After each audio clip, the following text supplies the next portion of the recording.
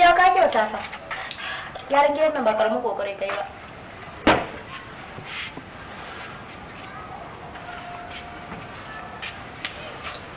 Shafatu ba zan gajiya ba gurin gaya miki gaskiya. Na me kuma? Shafatu jibin da kika zo. Shafatu ki shigo gida kina waka babu sallama.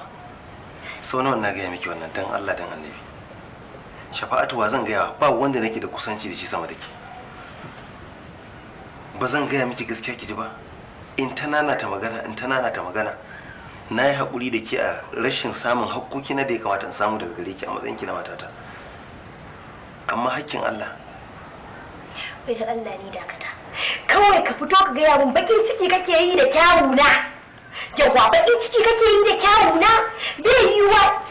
In na sa doguwar riga kin sa doguwar riga, in na sa atamfa kin sa atamfa, in na sa hijabi kin sa hijabi, na sa gele kin sa gele abu ne wannan. Ni fa kaga wallahi in gaya maka gaskiya ba karamin kokari kai gyaran gidan nan ba. Ni da ma shi kake yi da wannan zaman mazan da kake kada ba sar ta shika.